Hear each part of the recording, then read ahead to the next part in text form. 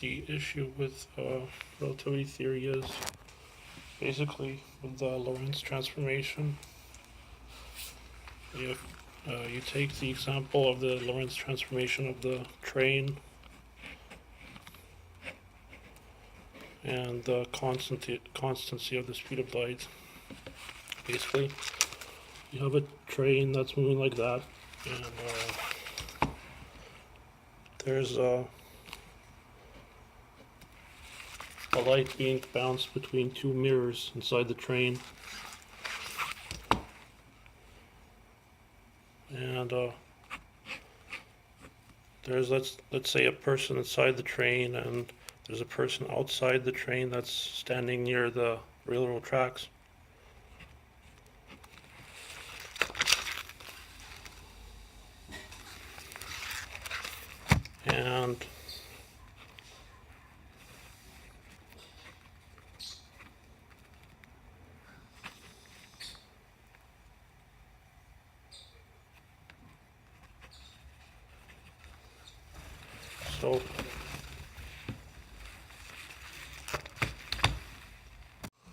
And so you have the perspective from the train and from the bystander that's standing still. At the top we have the stander, and at the bottom the train moving.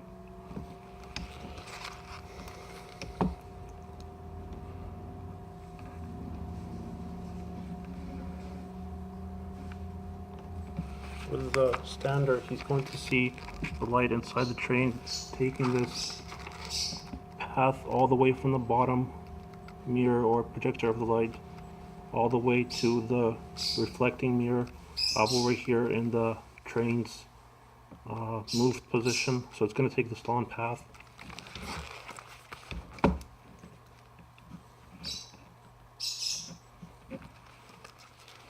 In the perspective of the person on the train, the light is going to be just basically moving a shorter path, because in the train's perspective, it's in its own perspective, it's resting still. So what we get is basically a Pythagorean triangle.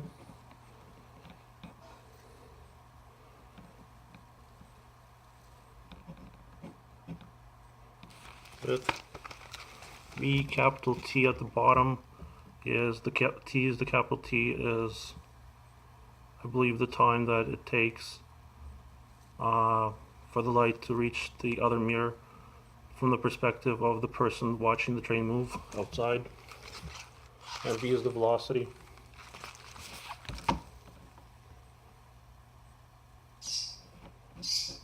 Over here we have the c speed of light times t, little t, the time, the dilated time on the train.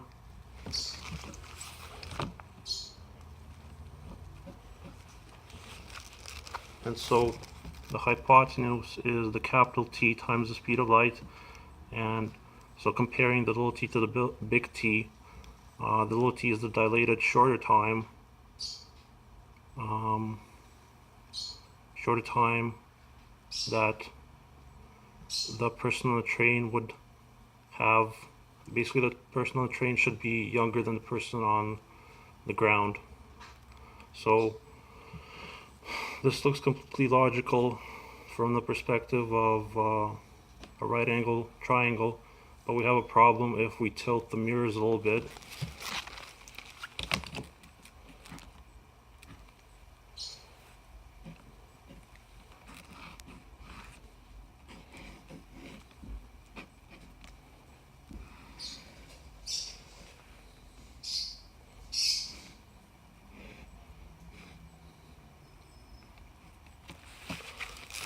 As you can see, this is no longer a 90-degree Pythagorean triangle, so you can't apply this formula just as it is. But there is a solution for this.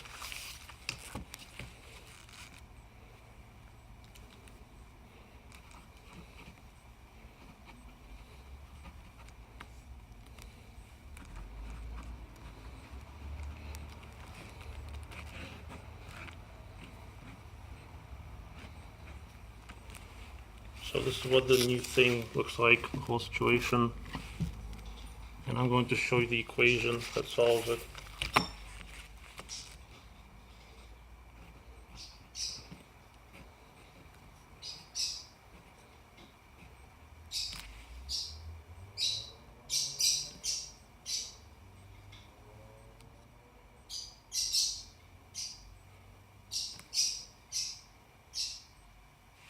So I'll just show you basically the equation that's with the 90-degree triangle first of all.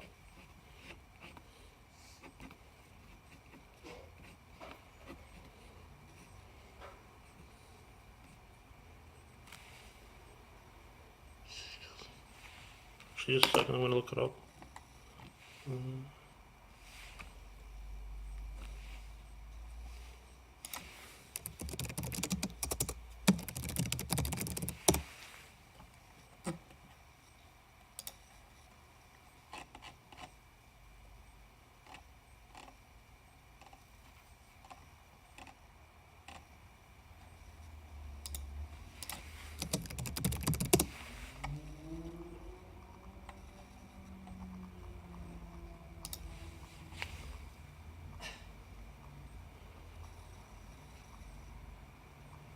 Yeah, so if we assume that the big T is, because you can go either way basically, there's different notations, and if you assume that the big T is the longer time, which is the time that's supposed to elapse for the person observing the train from the outside. So the equation would then be that over there.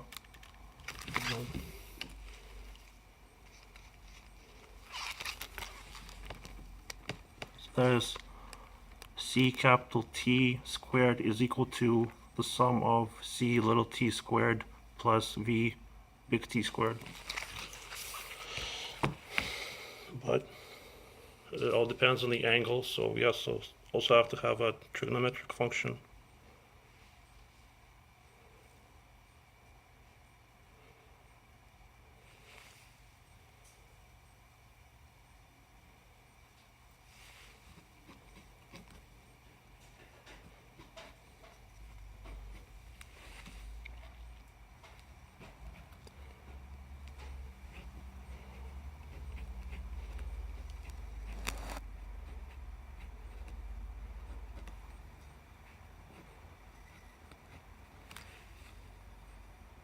So now we have this new equation over here. Basically, so on the other side we have the little t with c squared, and then we have basically, I'll just put this up. This is the equation we now get. Now the little t is on the other side, and it really depends on which angles we're using inside the cosine over here. And so it's just basically the same equation over here minus this cosine term, and this is just basically using the cosine law. And in the case of a 0-degree angle between those two, what we get is a very simplified case.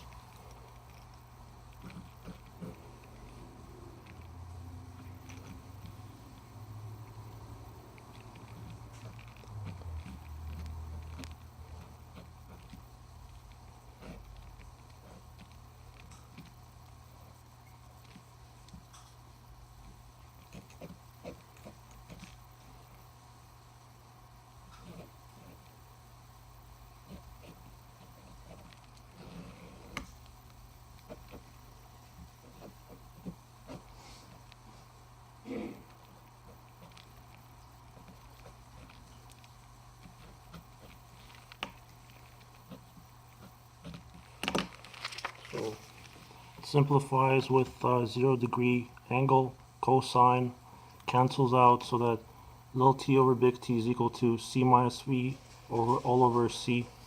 And basically, if you look at this angle over here, if it becomes smaller and smaller until it becomes 0, basically you have this flat thing over here with the same sides of the different sides of the triangle, and you can see that over here C capital T is just the addition of C little t plus B capital T. So the only problem with this is it makes it as if there's an angle for every situation. You don't have just one time dilation value. And how does it make sense? Well, this is necessary because the actual time dilation and length contraction value is necessary for the constant speed of light.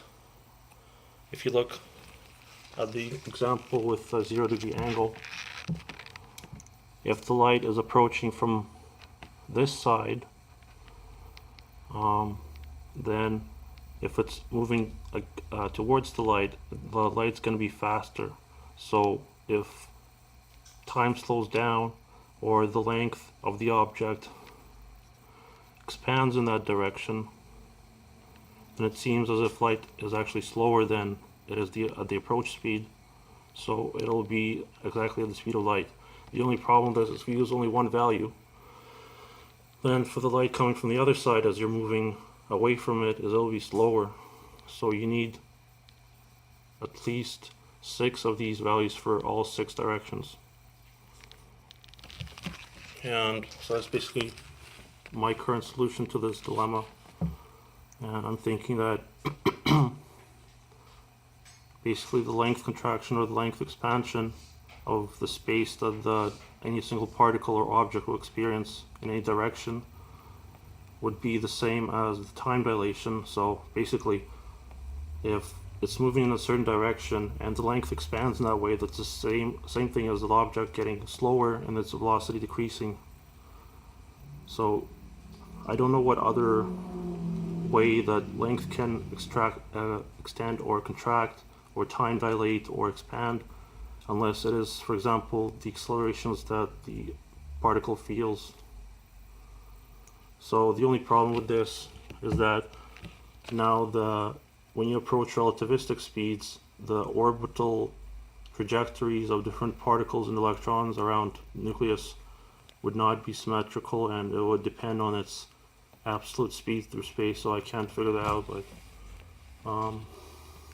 maybe there's more work that can be done in this. But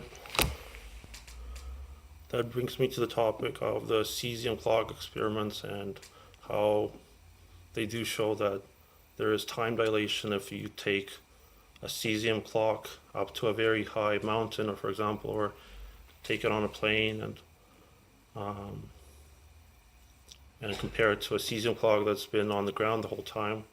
It will show that there is less time lapsed, but the values just from the gravitational time dilation equation, which is using this again flawed 90-degree Pythagorean triangle equation with the velocity as the escape velocity of the gravity at that point, and it doesn't give the matching values.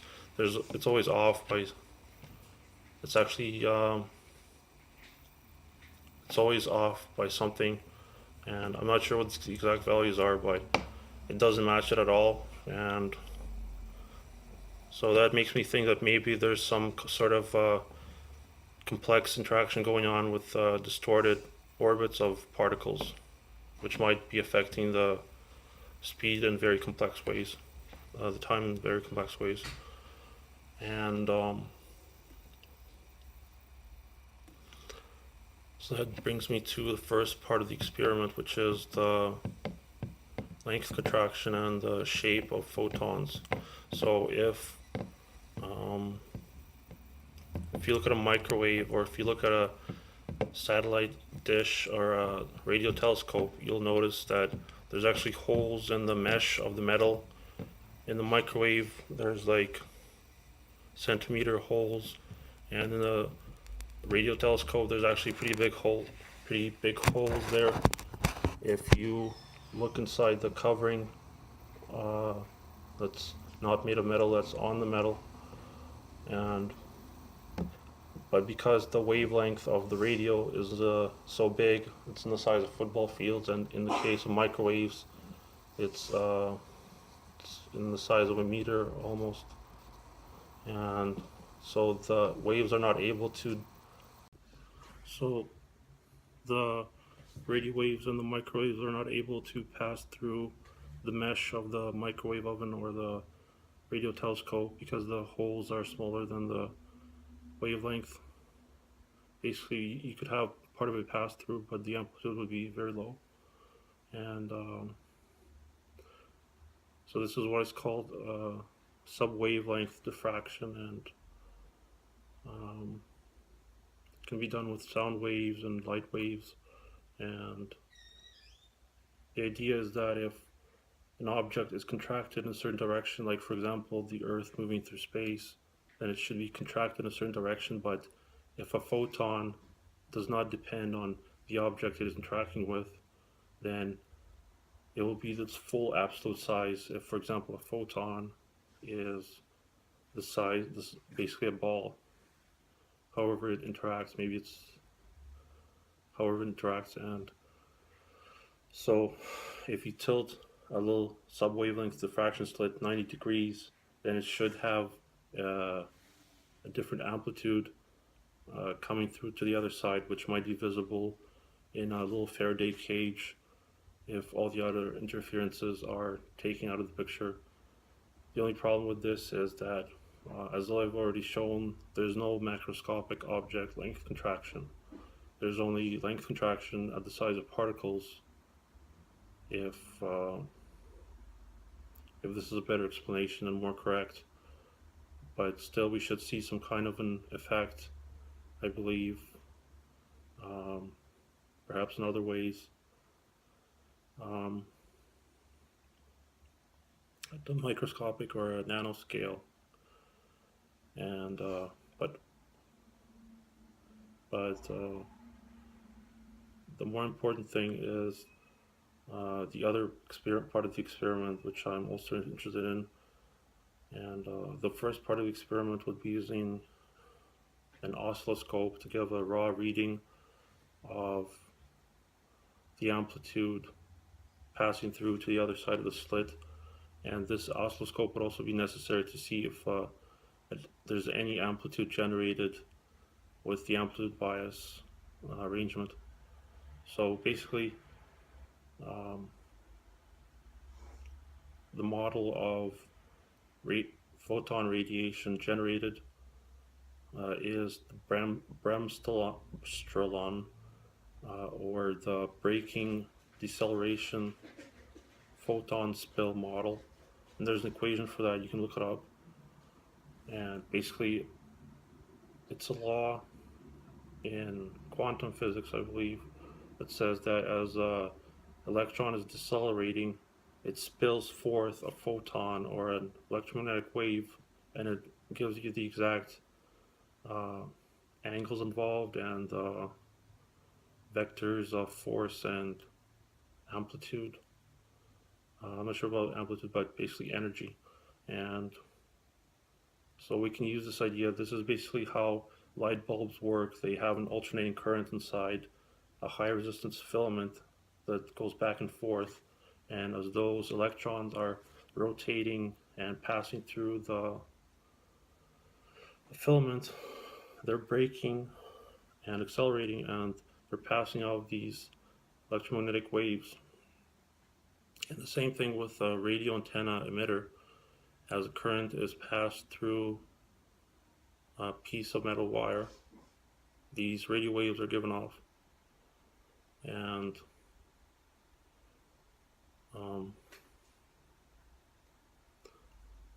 but my thinking is that there's no such thing. First of all, basically, I think that what we experience as the cosine wave going up and down of any radio wave or light wave is related to the actual orbital movement of the electron. And so you have an outward propagating wave segment, and there's the wave, And if you actually look at any part of the wave segment, the amplitude they will experience is the relative velocity of the velocity being lost of the electron relative to that point at the absorber. And the only problem with this, though, is that you don't always have perfectly spherical orbits. But I believe that you can actually derive what that would be given an acceleration and velocity that generated that wave segment at any point. So you can calculate a wave phase and amplitude at any point where there's a receiver, and that gives you information that you need regardless of whether the electron is orbiting anything or is just flying through space and experiencing different acceleration and deceleration. And one of the things this says then is that you can have a peak wave amplitude that might never go down because uh, because the acceleration is the only thing that is conserved, and the momentum is not conserved. Basically, if you have something that goes an electron that's accelerated from here from 0 to 10, you can accelerate that to 1 whatever meter per second, and it will go right to the right in 10 seconds. However, you can also accelerate it to 1, then decelerate it something higher, accelerate it back, and with different times and distances traveled, it will still have the same offset. And but the acceleration will be conserved because whenever you have the electron traveling through space and you have another electromagnetic wave that's coming over here and it absorbs it, it will emit the lost velocity or acceleration, basically delta V, as it goes off here, and it emits this vector that's subtracted as another electromagnetic wave. And so there's a conservation of acceleration.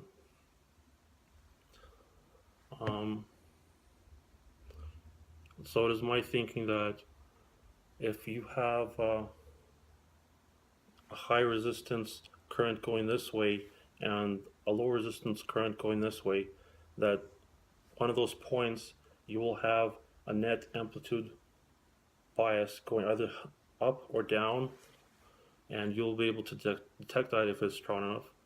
And basically it will be the same thing as a standing wave, basically two emitters or maybe one emitter diffracting through two diffraction holes and creating points where the wave is standing of a certain positive or negative amplitude. And so the only differences would be is that the amplitude would be standing up, and so there would be a net amplitude positive or negative going one way in the general. And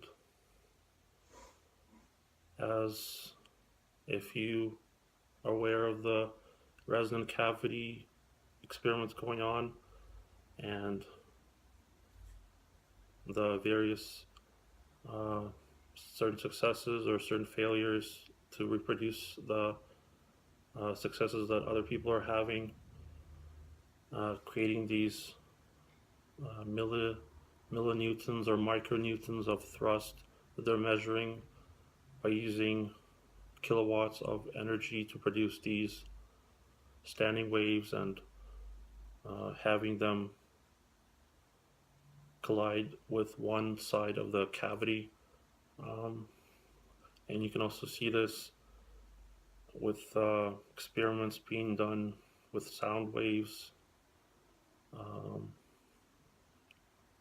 One example is a video where you actually have this toy ship being propelled through water with these two sound oscillators and little rocks being held in place but just by sound waves from different sides. And so electromagnetic waves should be no different. And So if they are generated by basically deceleration, then you should have more of it happening one way along a high resistance wire than you have going down the other way along the low resistance wire. And this technically could be more effective and efficient and powerful than the resonant cavity thrusters being tested, because all of the amplitude might also be directed through a cavity, and just by itself it wouldn't only be a part of the wave um, that's producing the thrust, but it would actually be all of that amplitude. And this isn't really um, very advanced science, because it's very well known that electromagnetic waves actually produce pressure. There's an equation for that, and you can Google it. And so I'm proposing to set up this basically uh, high resistance and low resistance apparatus that would possibly create a strong enough amplitude shift when it's turned on to be detected, and perhaps I don't know what kind of material would be most absorbent to the kind of waves that would be generated, or spike that would be generated. Um, I think maybe if I place a little piece of foil, maybe it would be lifted upwards, maybe by the magnetization, and I think the magnetization would also be can be seen as a phenomenon of these waves, because whenever you have a DC current passing through a wire, if it is strong enough, you will have a magnetic uh, magnetic field around the wire going, I believe, in the clockwise direction. Uh, I believe it's a clockwise direction according to the right hand rule, if I'm not mistaken. And um,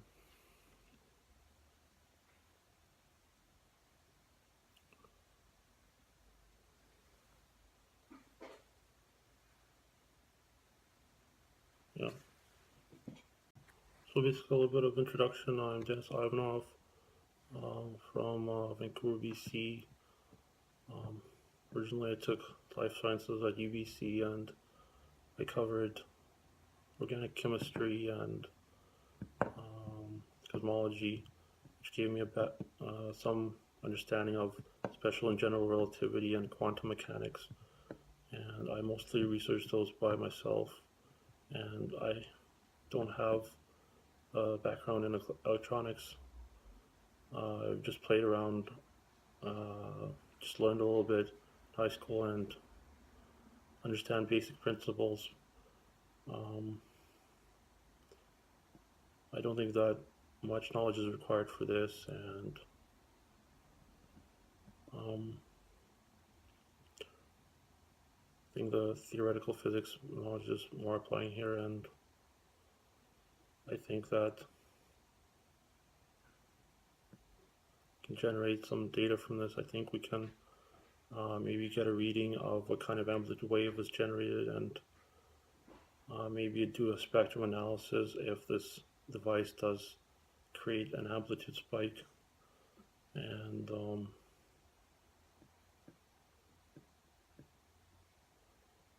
also we can see if there's amplitude change in the diffraction slit. I have recently got interested in this because I was just doing some research in the subject, and I found this problem with the Lorentz transformation, and I kept digging deeper, and I was interested in finding a graphic the, that Einstein was searching for in his later days, trying to come up with a graphic of the geometry and the warping of space-time as a result of gravity and other forces, and finding a unifying uh, curvature, I would say, for electric and other forces. which I don't believe is just an equation. I think he was actually looking for a curvature that would combine them, which is the big issue, and something that couldn't be any other way, and that would have meaningful combinations of their properties, and that might lead to other interesting phenomenon if we try to play around with it. And um, also in his later day, he said that he wasn't sure that he was now not even certain that any of this would even hold up in a few years if somebody wouldn't find something wrong with the equations. And I think a lot of people throughout the years have already felt that there's something not right with the special relativity equations of the constancy of the speed of light, and how it doesn't add up, that it can work from all directions, and especially wrapping one's head around the relativity of simultaneity, which is just, I think, a broken and flawed attempt to try to make this constancy of the speed of light work with the equations that they have. So please, if you are interested in this, maybe support this project so we can see where it goes. Thanks. So if you dig around on my Twitter, going back 4 months, and you can see the essays and papers I was trying to get submitted, and you can read in more detail about all the theories and technical details, and you can look on my live journal blog that I've linked. All of the links are in this text on this page, and you can go and look on the blog and read about the recent ideas I've had and the details relating to the experiment.